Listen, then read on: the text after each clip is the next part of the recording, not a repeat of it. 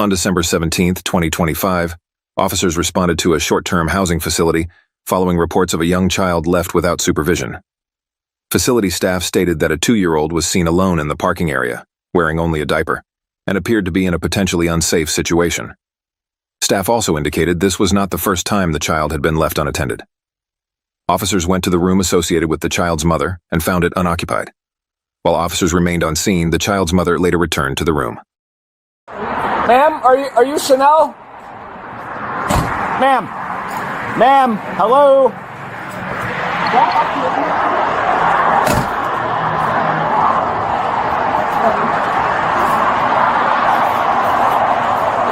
Your son is okay. Can you let us know what's going on?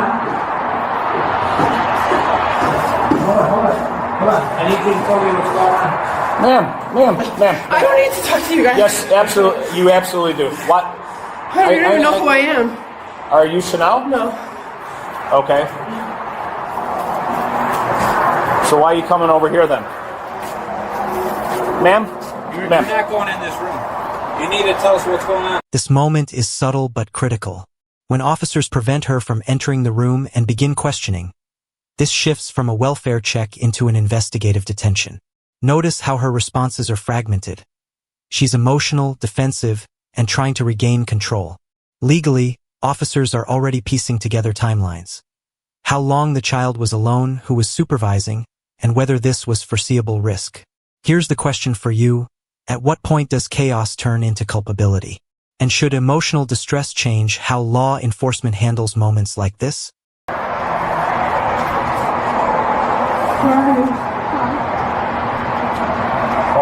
Call 3 before you please, mom is on the phone, Tell us what's going on. Your son is okay. My daughter left before I could get here. Okay. This keeps happening. Okay, just tell my Ma'am, can you just talk to me here? Just explain to me. Why am I She here? left. She left before I could get here, sir. My daughter left to school before she could get here. Okay. I've been door dashing all night. I dozed off trying to make money. Okay. Well, what's your name? My name is Chanel. Okay. Is your last name Quintana? Yes. Okay. She called me at 7 o'clock. Okay. I missed her phone calls. I got you. Just take a deep breath here. Okay. So I asked them to grab my son for me before I get here. And so that's what they're doing. They're holding my son for me. Okay. That way you guys wouldn't. And you said your daughter was watching? They were Your son? sleeping, yes. They were in the room What's your sleeping. daughter's name?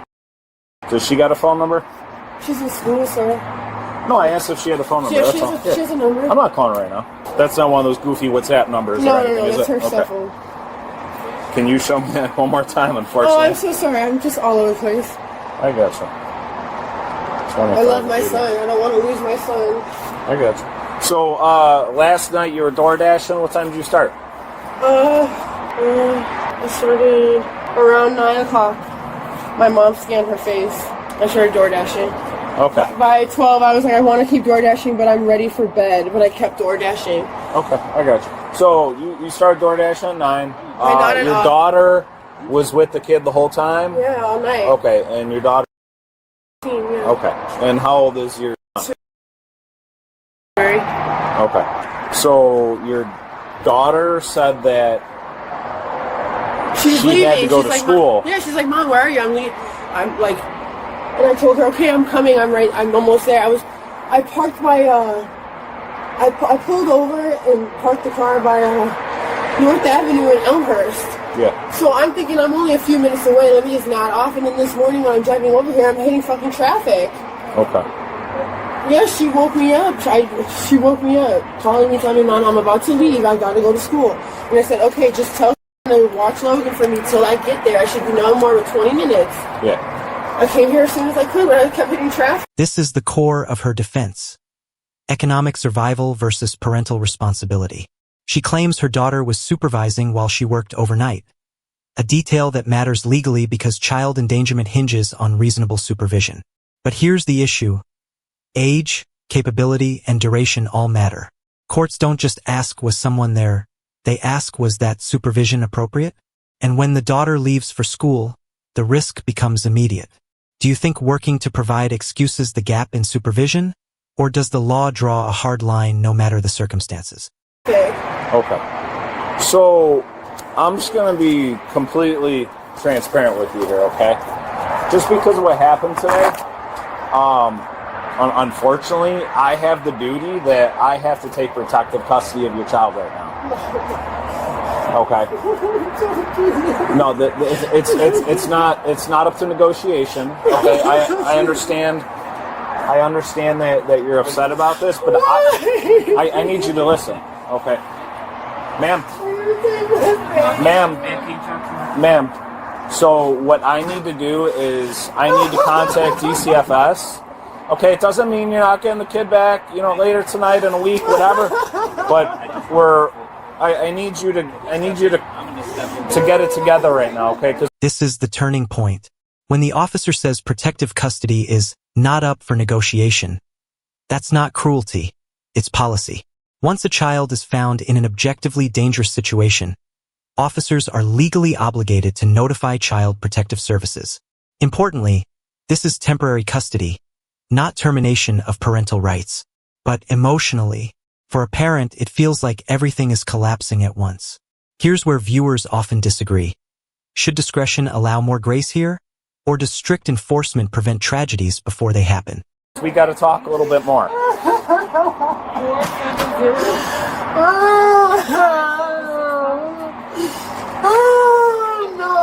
Okay, because what happened today was unacceptable. Okay? It's like 30, 35 degrees out. And your child was roaming around in the parking lot and could have gotten run over by a car.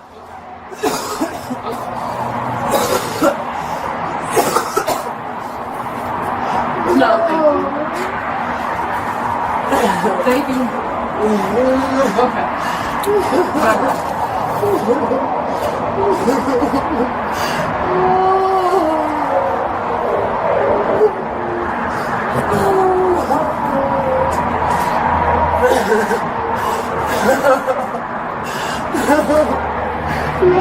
Take my baby.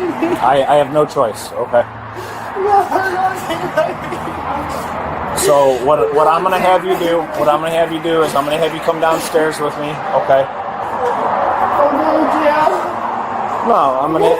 No. I need to have a further conversation with you. In the meantime, what I am going to have you do is I'm going to have you sit in the back of my squad car. You're not going in handcuffs. I'm going to have you stay back there just while we. Right now, you are detained. You are not under arrest. Listen carefully to the language here. Detained, not under arrest. That distinction matters legally, but emotionally, it's almost meaningless to someone in crisis. Detention allows officers to control the scene while continuing their investigation, especially when new facts keep emerging, like the lack of a valid driver's license. Each detail compounds risk. This is how fast situations escalate. One decision leads to another, and suddenly the scope of the incident widens. Ask yourself, should unrelated issues factor into decisions during child welfare calls? But I'm gonna be... Not necessarily. Okay, I need to do some more follow-up. So let's go downstairs, and you're going to turn to the right. We're going to go over my squad car on the other side, okay?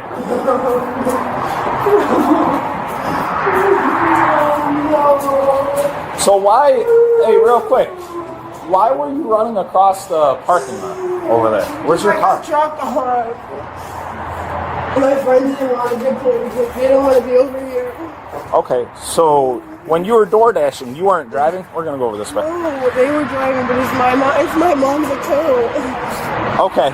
It's my mom's account because I don't have a valid license. Okay, I got you. So real quick, just stand at the back of my car. Okay. Do you have anything in your pockets that... Yeah, I have stuff in my pocket. What do you got in there? Gum. Nail stuff for nails. Okay, do you have any weapons on you, knives, anything like that? Sharp. What is it? It's like a nail thing for nails. Okay, I got you.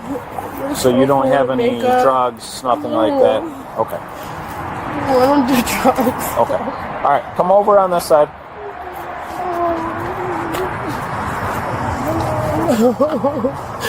Okay, I'm just going to have you... Okay. Hey, you're not in handcuffs, so just chill out, okay? Right now you are detained, so I'm going to have you stay here and just relax, okay?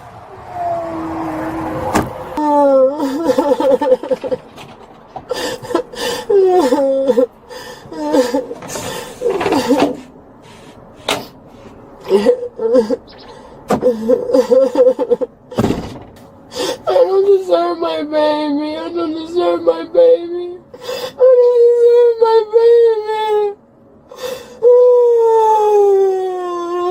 I deserve this baby. I'm a piece of shit. They're gonna take my baby. No. They're locking me up. They're taking me to jail. I'm going to jail. No. I'm in the cop car. I'm in the cop car. Hold on. Don't say nothing. Okay, you got your phone on you? I do.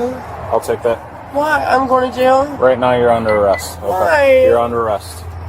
What? But you're not telling me why. You're under arrest for endangering the life of a child. But how? But I told you my daughter was telling me she's taking him away. No, I wouldn't purposely leave him. I didn't purposely leave him. No. I didn't purposely leave him. No. No, no, no, no. I didn't leave him. I didn't purposely leave him. I love my son. What are you doing? I love my son. Okay, What are you doing right now? You're trying to lock me up. Like I don't love my son. I love my son. I would never leave him. Hey, you want to come over here real Never quick? leave him. Why are you doing this? I told you what happened. Listen. You don't need to talk. You do not need to say anything. And you know what? Because... I just don't understand. You told me Listen. you would talk to me. Okay, so I'm going to read your Miranda rights. Why are you locking me up? Do you understand these Yes, rights? but why okay, are you allowed- listen, I'm not done. You told me you would talk Once we get back to the PD, I'm going to ask you more questions. Okay, but until then, you don't need to say anything. Okay? You've been Miranda. This arrest isn't about intent. It's about outcome and risk. Child endangerment laws don't require proof that a parent meant harm, only that their actions or inactions placed a child in danger. That's why her repeated insistence, "I didn't purposely leave him," while emotionally powerful, doesn't legally stop the arrest. Once Miranda rights are read, the dynamic shifts completely. From this point forward, every word can be evidence. Do you think the law should distinguish more clearly between neglect and desperation? Okay? The woman was charged with endangering the life and health of a child. Child Protective Services took temporary custody of the child and transported them for a medical evaluation. The woman was cited and released, and custody of the child was returned to her. In the end, this case closed with a temporary removal, medical evaluation, and the child returned later that same day, suggesting authorities determined there was no ongoing threat. Still, the charge of endangering the life of a child highlights how quickly survival-based decisions can carry criminal consequences. This case forces us to confront uncomfortable questions about parenting under pressure, systemic support, and where accountability truly lies. If you found this case as shocking as we did, make sure to hit that like button, share your thoughts in the comments, and don't forget to subscribe for more jaw-dropping courtroom breakdowns. Later that day,